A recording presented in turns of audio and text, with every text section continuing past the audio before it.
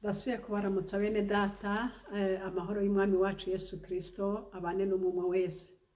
Muri kumwe na Françoise Habonayo mpayicubahira Imana kubw'ubu buntu ngiriwe kugira ngo nongere kuza imbere yanyu mvuga Imana n'ubukuru bwayo. Imana nishimwe. Reka tubanze twiyegereze Imana. Mu izina rya Yesu, haleluya, ndagushima Mana. Urakoze muri aka kanya umpaye. Nuko ndi imbere yawe mwami, ndakwinginze ngufashe undongore unzigame uzobukoze. Ndabigushimiye ko ari wowe uza kubikora mu izina rya Yesu Kristo, amen. Haleluya. Bene data, narababwiye nti uko umwami Imana hariho ico azombwira, nanje nzokibashikiriza uko umwami Yesu azoba yakishikirije. Kuko mwihamagarwa ryanje umwami Imana yambwiye yambariye ngo ico nzokubwira ico nzokubwira aba ari ico uzovuga, uwo nzogutumako aba ari uzobwira. Rero jewe rero nasavye ingabire yitwa kumvira kugira ngo Imana inshoboze kuvuga ntaciye iruhande ico umwami Imana aba yambwiye. Rero muri iyi minsi nagize inzozi, hari itariki 25 z'ukwezi kwa gatandatu, haraciye iminsi mikeyi, murabibona ubu ni itariki 3 z'ukwezi kw'indwi muri 2025. Nagize inzozi, izo nzozi rero ziranzazanira, mbona ni nkaho umuntu yari yasamye rero mbona iryinyo rimwe ryiwe, mbona iryo ryinyo rero risa nkaho umenga ryamereranye, hahandi umenga hariho iryo hejuru n'iryo munsi. Sinzi ukuntu byari bimeze, sinzi mbega ndakwifashisha ikiga mwami Yesu. Ariko uko ryari rimeze iryo ryinyo, byarisa nkaho umenga hariho iryo hejuru n'iryo munsi. Wamenga iri ryinyo tubona, wamenga rigizwe n'amenyo abiri afatanye, donc agerekeranye, niko numva no bivuga. Kuko nabonye hariho iryo hejuru riravako, maze mbona hari n'irindi risigaye. Rero muri izo nzozi ndabyitegereza, mbona iryo ryinyo ryo hejuru riravuyeko, mbona hasigaye irindi, hanyuma iryo rindi risigaye nza mbona rimezemwo akandi kenyo hagati, nk'iryinyo ryoba rimeze akandi kenyo hagati muri iryo nyene, apana iruhande, hagati muri iryo nyene harimwo akandi kenyo, kandi ako kenyo koko gasongoye cane gusumba iryo rindi, donc ari karekare. Jewe rero ndabibonye nca ngira reflexe nkaho ako kantu bogashikura bakagakuramwo. Hanyuma wariko aranyereka ambwira ngo yanye ngo kiraza kubakuramwo. Haje ku mutima ndi iryinyo rimeze gutyo ni iryinyo nyabaki. Noneho acashishikara kunyereka, ni nkaho yaciye azumisha canke akazuma canke akajyagrandisa canke donc akagomba kunyereka neza icarico. Mbona kandi nabona ari akenyo karekare gahagaze muri rya rindi muri ryo ryasigaye, mbona karimwo tubiri, ni nkaho ari utwinyo tubiri turi hamwe. Mbona utwo twinyo tubiri turi hamwe tumeze nka kwa kundi murabibona umujigiti umwe twijigituza brosada, murabibona kwibifise utuntu tw'udushami ari two duhanagura ku menyo. Mbona rero kamwe kameze nk'umujigiti umwe, akandi kameze nk'umujigiti uyundi, kandi nkabona tumatanye gutya twa tujigiti twinjiranyemwo. Mbona ka kantu kameze nkaho umenga ni kamwe, ariko ntabwo ari kamwe, urumva ko twari tubiri. Umuntu aturaba yabona ari kamwe, ariko uwo muntu ariko aranyereka acanyereka ko ari tubiri turi hamwe tugacika kamwe. Hanyuma izo nzozi maze kuzibona uko sinamenye icyo zisobanura. Bene data nshuti z'umusaraba, nakomeje gusenga ndavuga nti ibi bintu mbonye n'ibiki, mbega n'ibiki. Hanyuma ejo niho Imana yakomeje kubimpishurira. Imana irakomeza kubimpishurira. Nagomba ndabibutse kandi yuko iyerekwa rimwe rishobora kuvamo ama message menshi. Hariho message imwe hakabaho n'iyindi.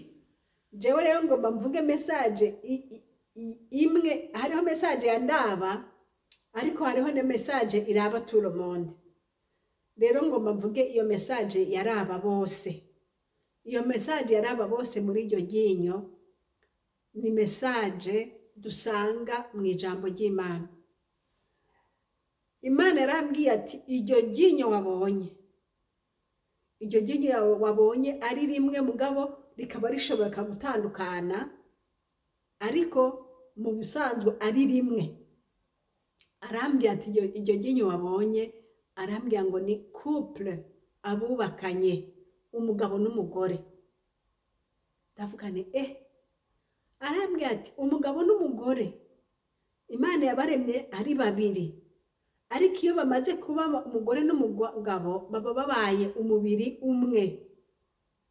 Aca arambwiye rero ati ariko nk'uko wabonye rirya ryinyo ryitandukanije, ati kenshi habaho ibibazo, hakabaho kutumvikana, hakabaho kudakundana, hakabaho ibintu byinshi cyane bikaza. Umwe rero akagomba kuvayo, akagomba kwicomora ngo aveyo atandukane n'uwo wundi. Ati niko kwa kundi wabona rya ryinyo rimwe ryacomotse rikavamwo, mugabo hasigaye irindi ririmwo n'akandi kamwe. Nkomeza kumviriza, hanyuma none kajya kantu kamwe nako nagaki. Aca arambwira ati ngomba ndakwereke kuri kajya kamwe wabonye karengako, gajya gasemboriza iryo ryinyo nyene ntaho. Aca arambwira ati wowe urabona ko wavuze ngo nibakarandure bagakureyo. Ati nanje kakubwira nti oya, kirazira aka ntibakarandura. Hanyuma aca arambwira ati wabonye ko nakweretse neza aka ubona umenga korandurwa, aka niko ni umugore n'umugabo bari hamwe. Aca arambwira ati herabe ingene bimeze. Aca aranyereka mbona kantu kameze nk'iryinyo nababwira kisatuye, kaciye kitandukanya, kabamwo tubiri. Kamwe mbona umenga n'umujigiti ufise twa twinyo gutya, n'ubundi mujigiti ufise utwinyo gutya. Rero iyo turi hamwe ya mijigiti, bwa bwinyo bw'imijigiti buca bwinjiranamwo, hanyuma kakaca kamera nkako arakantu kamwe. Aca ambwira amajambo bene data, ngira ndabasomere. Haleluya. Aya majambo y'Imana dusanga mu gitabo ca Mariko, Mariko igice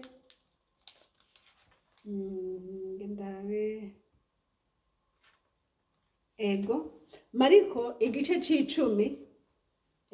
Arambwira rero aha ku murongo w'8 haravuga ngo bompi ngo bakaba umubiri umwe, ngo bituma batakiri babiri ariko baba babaye umubiri umwe.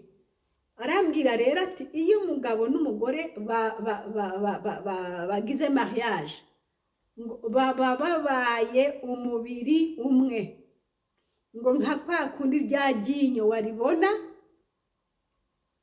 ubwa mbere ryari iryinyo rimwe, nk'uko nyene dufise iryinyo bari iryinyo rimwe. Ati rero umugabo n'umugore baba babaye umubiri umwe. Nico gituma Imana ivuga ngo ntihagire ubatandukanya, ngo ico Imana ya yamatanije ntihagire uwo batandukanya. aha ku murongo w'icenda, Mariko 10 ku murongo w'icenda, nuko ico Imana yamatanije umuntu ntazakimature. Inshuti z'umusaraba nimwumve, hari igihe ubona umenga ibintu biranse, ukabona umenga ntibishoboka, ukabona umenga biragoye, ibigorane byinshi, ndabizi. Ariko ijambo ry'Imana rivuze ngo ico Imana yamatanije umuntu ntazakimature. Iri jambo ngo nuko ico Imana yamatanije umuntu ntazakimature. Imana data idufashe, igirire neza.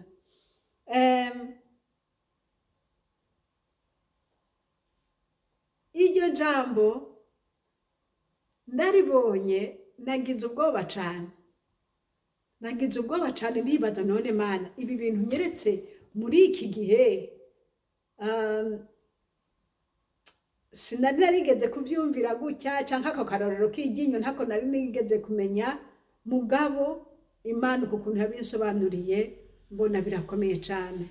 Mwene data ndakwinginga mu nyonga z'Imana isumba byose, wumva ico umwami avuga. Umugabo n'umugore ibishobora kubatandukanya birahari, ni byinshi, ingorane zirahari, ni nyinshi, kandi buriya umuntu wese agira ingorane ziwe. Ingorane zanje zishobora kuba zidahuye n'ingorane zawe, ariko zose ni ingorane. Ico bikoze umuntu asabwa kwihangana. Nta rindi jambo risumba kwihangana. Abandi baravuze ngo Mose ngo yarabahaye ngo uburenganzira bwo kwandika icete ngo co kuvavanura, ariko umwami Yesu yababwiye ngo ivyo vyabaye ukudadarara kw'imitima yanyu, ngo mu ntango ntivyaruko. Nukuvuga ngo mu ntango ntivyaruko, mu ntango hari uko babana akaramata. Rero nje kukubwira mwene data, nshuti y'umusaraba, nubwo ubona umenga birakugoye, ihangane. Gutandukana sibwo ari solution. Nubwo abantu babikora, baratandukana kandi ukamengana amahoro, kandi ukamenga bimeze neza. Ariko reka nkubwire, ndabizi ko ata mahoro birimo. Nta mahoro birimwo kubera yuko ikintu kidashigikiwe n'Imana nta mahoro kiba kirimo. Kandi ikindi nagomba nkubarire mwene data uri kurankurikira n'uzonkurikira mu minsi izoza, buriya Satani n'umubeshi. Iyo amaze kugutandukanya n'Imana, arashishikara no kukumvisha yuko uhagaze neza mu Mana, agashishikara kukumvisha yuko wewe ibyawe ari ka special, wewe ibyawe umwami yavyemeye. Donc Satani akaguha inyigisho nyinshi cyane. Ariko uyu munsi nje kukubwira ngo Imana yavuze ngo ico Imana yamatanije ntihagire umuntu azokimatanura. Numvayo ukagenda kubw'ingorane usize, ugasiga umugore wawe ukagenda kubana n'uwundi mugore, nk'uko nabonye ryaryinyo ryagiye, ariko ryarindi ryaciye rigaruka kwerekana yuko imbere y'Imana nushaka ugende, ariko imbere y'Imana uracahagaze kwa hundi. Ndakubwira uko nabibwiwe, ryaryinyo ryavuyeho, rimwe ryasa nkaho umenga riremetse kurindi, riracomoka riragenda, ariko iryasigaye ryasiganye ka kinyo kandi. Bisobanurwa yuko Imana yaravuze ko bidashoboka ko bimatanurwa, nuko nyene ntibishoboka, nuko byamaze gusinywa n'Imana, kandi byasinywe n'Imana nta wundi azobisinyura. Barashobora abantu kuvuga ngo yaye ngo bimeze gutya, ngo reka ndabigusungo, ngo reka ngo tuzoguhezagira, ngo reka bizoge. Nagira nkubwire iyi message uyumve, n'uwundi azoyumva. Yaragiye usigara wenyene. Kuba asigaye wenyene rero, gumana na Yesu. Yesu arabizi ko niba atarapfa uracafise umugabo. Ahari hose nuwi wawe. Aho yagiye hose naho yagiye kurongorwa n'uwundi canke naho yagiye kurongora uwundi imbere ya data Imana yampaye ubutumwa ndakuzaniye uko nyene yabinyeretse yambwiye ngo baracari kumwe. Ni ukuvuga iki? Ni ukuvuga ngo imbere y'Imana vyanditse uko nyene muzotandukanywa n'ikintu kimwe gusa Imana yemeye. Imana ntiyavuze ngo muzotandukanywa n'ivyago. Imana ntiyavuze ngo muzotandukanwa n'urwanko. Imana ntiyavuze ngo muzotandukanywa na kiriya na kiriya. Ikintu kimwe gusa yemeye yavuze ko muzotandukanywa n'urupfu. Rero umuntu atarapfa nuko ryaginyo riragenda hacasigara kandi kiburutse kava muri ryarindi ryasigaye kiburutse. Nanje ndabibonye nagize ubwoba nti none ibi bintu bibiki ngomba kugakura ati ntugakureho kuko ntibikunda, ntugakureho erega aka karopresenta babiri. Rero nshuti yanje mwene data, gira vuba usubire mu rugo rwawe, gira vuba usanga umukunzi wawe ko utarapfa. Reka kubandanya wivayanga mu busambanyi, wiha amarezo, wiha ibyo inyigisho nyinshi ni nyinshi, ariko nje kukubwira nti ndakaravye imbere y'Imana isumba byose. Ndakubwiye ukuntu Imana yambariye, yambwiye ngo bombi baba babaye umubiri umwe, ngo bituma batakiri babiri ariko baba babaye umubiri umwe. Ngo nuko ico Imana yamatanije umuntu ntazakimatanure. Mariko 10:9. Hanyuma ku murongo w'11 ngo arababwira ati umuntu wese yirukana umugore wiwe akabira uwundi aba asambanye kandi amuhemukiye. Abasambanye kandi ahemukiye wa wundi bari kumwe.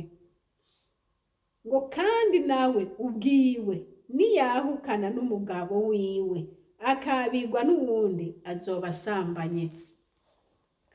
Bene data, nshuti z'umusaraba, nagira ndababwire ngo Imana data wa twese uko biri kose, intambara urimwo uko zoba zimeze kose, wihangane. Yesu yaguhaye umugabo uwo nyene naba ari kigoryi, naba ari sinzi uko numva no bivuga, uko yoba ameze kose, data ubwo atarashima kumutwara, data ubwo atarashima kumukura mu mubiri, usaba guhe kwihangana canka guhe guhinduka. Imana igufashe ikugirire neza. Nawe muntu uri kurabona ngo uyu muntu wanje tubana ntabwo ari mwiza, uyu muntu tubana ndabona abandi bantu beza kumusumba, ndabona ibi n'ibi, nkubwire ngo ntahuja kuko umwami yaragufasha. Ntahuja kuko naho ugenda retrace zawe zisigaraho. Niko kakinyo nababwira, kandi kaca kagaruka ahubwo kakibonekeza gusumba uko kahora kaboneka. Bisobanurwa ngo nugenda izina ryawe riguma hajya. Nukuvuga iyo ugiye ni nk'umuntu aba yangaye, mbese ni nk'umuntu aba yangaye, kwa kundi usengera umuntu yangaye hanyuma hadogera igihe akagaruka. Kuko Imana data yambwiye ngo ntibishoboka batandukanywa n'urupfu gusa. Iyo yagiye ari mu busambanyi, ariko urugo rwiwe ruri hariya. Bava ubusambanyi nshuti, vayo ucumva rino jwi. Inzamba y'Imana itaravuga ugahava usanga urugi bwugarijwe, bikanka ko winjira kandi warasenze Imana. Ndashima Yesu akuntumye k'uyu munsi.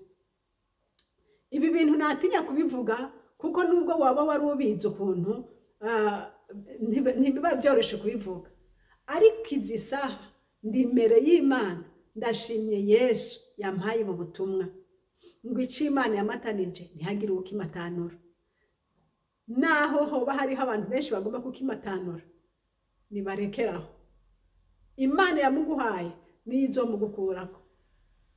Kandi nanone Imana yamuguhaye senga yongere bagarukane hamwe, mwongere mubane amahoro. Birashoboka, birakunda. Birakunda. Imana y'ububasha rero ibahezagire. Ndashimiye Yesu amaye amajambo. Naho mwoba mwaragiye mugatandukana bakabandikira icete cyo kuvavanura, genda usubire mvuga uti eka ndasubiyeyo, ngomba gusubirana n'umukunzi wanje kuko aracagukunda. Erega muri umubiri umwe, niko bimeze. Muri umubiri umwe, nubwo satani azana biriya na biriya, nta rugo rutagiramwo ibibazo, nta rugo rutagiramwo amajambo jambo. Uko bimeze kose umuntu arihangana kandi bikarengana. Ni nk'inka zibana ntizishaka kubana, ntizikubitana amahembe. Mugabo ivyo bibazo ntibituma mutandukana, kuko ibibazo bishaka kuva muri jewe nkaba ibamba, ariko umugabo akihangana. Nawe bigashaka kumuvako, nanje nkihangana, hanyuma tukabandanya amahoro. Rero Kristo Yesu abahezagire. Twame dusenganirana. Satani arankingo cane kubera yuko ashaka ko abantu bibera mu busambanyi. Ashaka ko abantu bibera mu busambanyi. Ariko Kristo yavuze ngo ubuta umugore wiwe akazana uwundi abasambanyi.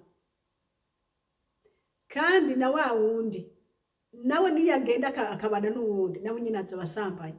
Mugabo Bibiliya ntitubwira ngo wewe ugarutse ngo ubusambanyi, wewe wasigaye mu rugo ubusambanyi. Oya, kuko nta wagiye, wowe wagumije urugo rwawe.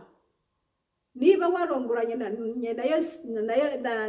na Mariko, hanyuma rero Mariko akaba yagiye, wowe iyo Zofina usigaye guma mu nzu, kuko aho hantu ugumye na Mariko naho yagiye, Mariko muri kumwe, kuko imbere y'Imana muri kumwe. Kandi nahariya yagiye ntazoreka kukwiyumvira, kuko nico Imana yakoze. Ico Imana yakoze rero nuko nyine nta muntu ashaka kugitandukanya. Abantu barakora ibintu bakora, mugabo ntibashobora guhindura hadi kalma uko umwami yari yarabikoze. Ntibishoboka. Iyo bari hose bazogaruka. Imana ndasega rurema ngo akore ikintu, usubire mu rugo rwawe inshuti yanje. Umugore n'abana baragukeneye. Umugabo n'abana baragukeneye. Ugaruke mu rugo, ibintu bigende neza. Umwami Yesu abahezagire. Data mukunzi, ndagushimiye kubwira ijambo, ndagushimiye kukunda abantu. Mwami, ndagushimiye kudukunda twebwe twese. Komeza kutuzigama no kutuzigamira mu buntu bwawe. Uturinde izi nyigisho mbi z'abadayimoni zikwiye hose. Mana y'ububasha mu ijuru, umuntu wese yumvise ubutumwa umuhe kwihana no kugenza nk'uko ugomba. Ndabigushimiye, ni mu izina ryawe ugera Yesu, amen. Mwari kumwe na Françoise Habonayo. Inomero za telefone ni +46 768 0065 46. Kandi iyi shene turiko ni shene Habonayo. Umwami Imana aduhane umugisha namwe, amen.